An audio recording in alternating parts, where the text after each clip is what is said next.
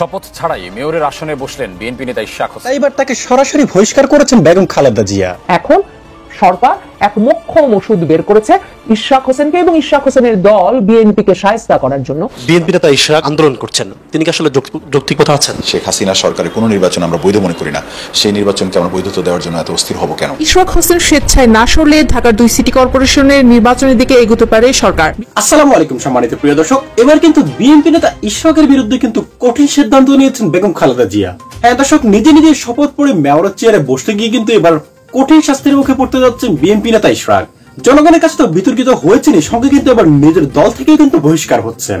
এমনকি সিটি কর্পোরেশনের নিয়ম ভঙ্গ করলে তাকে গ্রেপ্তার করার হুঁশিয়ারি দিয়েছেন সিটি কর্পোরেশন কর্তৃপক্ষ।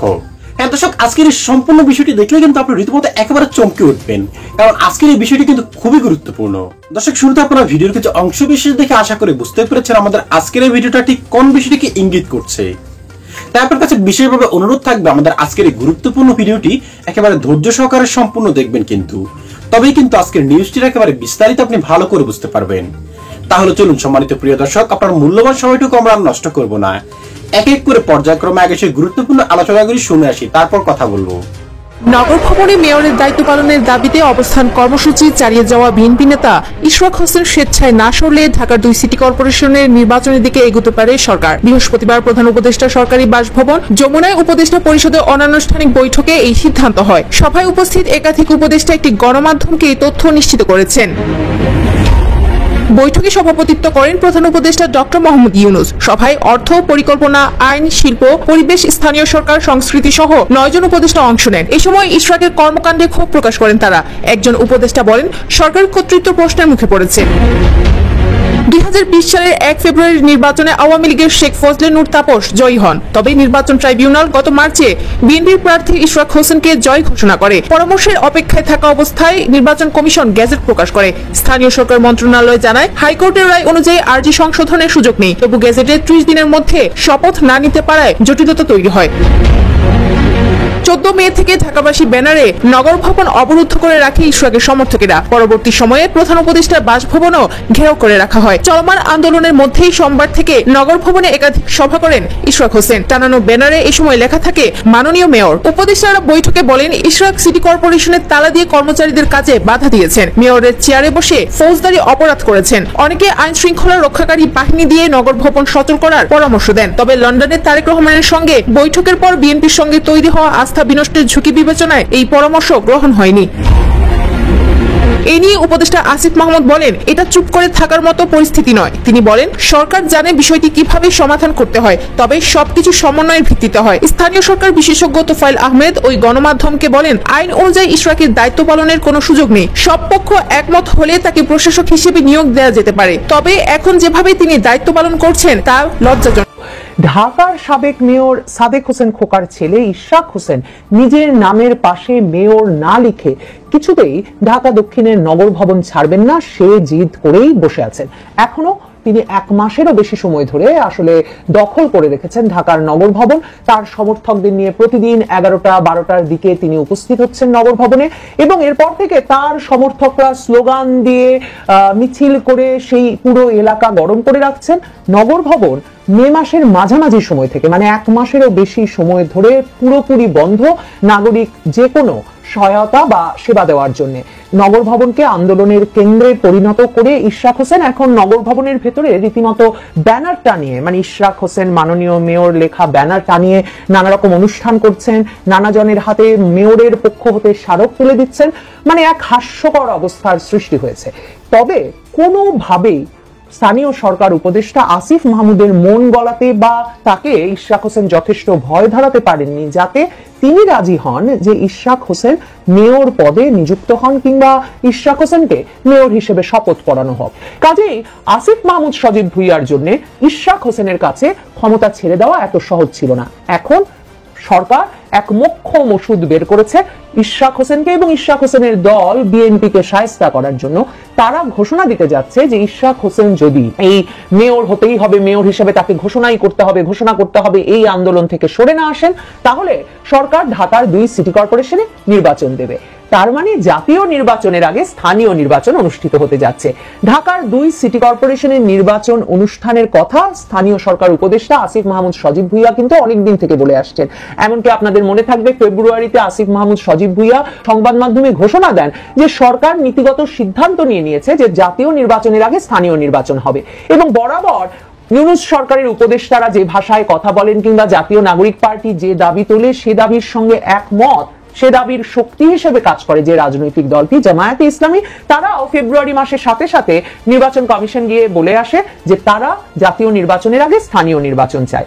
আর ইশরাক হোসেন তাকে শপথ পড়ানোর আন্দোলন শুরু করা মাত্র জাতীয় নাগরিক পার্টি নির্বাচন কমিশনে গিয়ে আবারও বলে এসেছে 2 সিটি কর্পোরেশনে দ্রুত নির্বাচন দেওয়া উচিত নির্বাচন কমিশনের।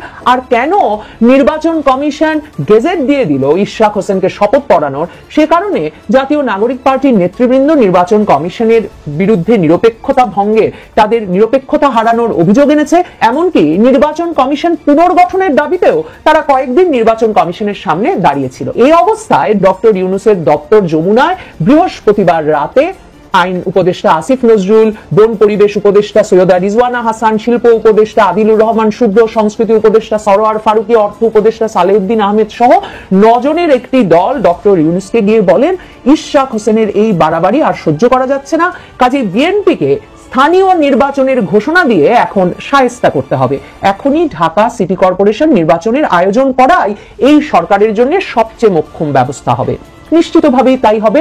আমি আপনাদেরকে বরাবর বলেছি যে কেন বিএনপি স্থানীয় নির্বাচন জাতীয় নির্বাচনের আগে চায় না, আর কেন জাতীয় নির্বাচনের আগে স্থানীয় নির্বাচন জাতীয় নাগরিক পার্টি কিংবা জামায়াতে ইসলামীর জন্য অত্যন্ত গুরুত্বপূর্ণ। অন্যদিকে স্থানীয় নির্বাচনে যেমন ধানের শীষ প্রতীক পাবে না বিএনপি, কাজে সেদিক থেকে বিএনপি এই সময়ে যখন তারা এমনিতেই ইউনূস সরকারের আমলে জাতীয় নাগরিক পার্টি আর জামায়াতে ইসলামী দ্বারা কোণঠাসা, তখন স্থানীয় নির্বাচনে সারা দেশ জুড়ে ধানের শীষ ছাড়া নির্বাচন করে বিএনপির দলীয় প্রার্থীরা কতটুকু সুবিধা পাবেন সে প্রশ্ন যেমন রয়েছে, তেমনি দলটি জাতীয় নির্বাচনের আগেই কোন স্থানীয় নির্বাচনে সে কাকে মনোনয়ন দিচ্ছে তা নিয়ে আবারও দলের ভেতরের রেষারেষিতে ছত্রভঙ্গ হওয়ার বিপদে পড়বে। কাজেই বিএনপির জন্য জাতীয় নির্বাচনের আগে স্থানীয় নির্বাচন অনুষ্ঠান কোনোভাবেই গ্রহণযোগ্য হতে পারে না।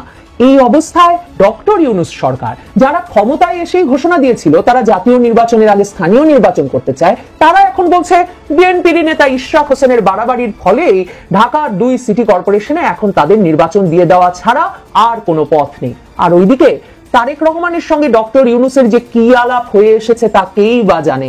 কাজেই এই অবস্থায় জাতীয় নির্বাচনের আগে স্থানীয় নির্বাচন দিলেও বিএনপি কোনো রা করতে পারবে কিনা, মানে কোনো আওয়াজ তুলতে পারবে কিনা তাই বা কে জানে। কাজেই বলতেই হচ্ছে যমুনায় বসে বৃহস্পতিবার একটা মোক্ষম সমাধান আর মোক্ষম অস্ত্র আর মোক্ষম কৌশল আবিষ্কার করে ফেলেছেন ডক্টর ইউনূস, আসিফ নজরুল আর রিজওয়ানা হাসানরা বসে। এর আগে আসিফ মাহমুদ সজীব ভুইয়া অবশ্য বৃহস্পতিবার বলেছিলেন ইশরাক হোসেনের এই নগর ভবন দখল করা নিয়ে আর কিছুতেই চুপ থাকা যায় না। তিনি বলছিলেন ইশরাক হোসেন যা করছেন, মানে শপথ ছাড়াই নগর ভবনে এসে নিজের নাম মেয়র হিসাবে লিখছেন, নগর ভবন তার লোকজন দিয়ে দখল করিয়ে রেখেছেন, নগর ভবনে সকল রকম নাগরিক কার্যক্রম তিনি বন্ধ করিয়ে রেখেছেন, এটা রীতিমতো ক্রিমিনাল অফেন্স হচ্ছে।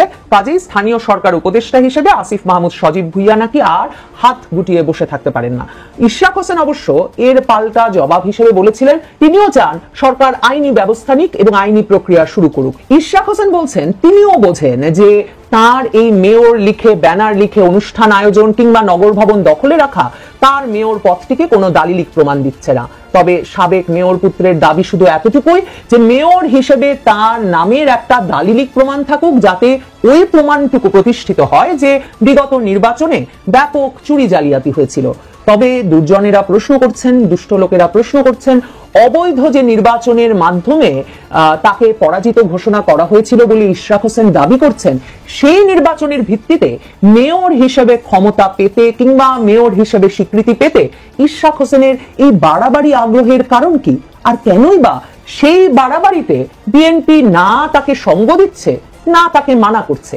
সত্যিই কি ইশরাক হোসেন, যিনি তারেক রহমানের যথেষ্ট ঘনিষ্ঠ একজন তরুণ নেতা বলে তিনি নিজেই ফেসবুকে বা অন্যান্য মাধ্যমে বরাবর প্রচার করেন, তিনি একাই এই আন্দোলনে নাকি দল আছে তার সঙ্গে? দর্শক শ্রোতা, আপনার কাছে অসংখ্য কৃতজ্ঞতাবোধ প্রকাশ করছে আজকের এই সম্পূর্ণ ভিডিওটি আপনি শেষ পর্যন্ত দেখার জন্য। এবং তার সাথে দর্শক, আজকে যে বিষয়টি নিয়ে আলোচনা হয়েছে এ সম্পর্কে আপনার মতামত কি?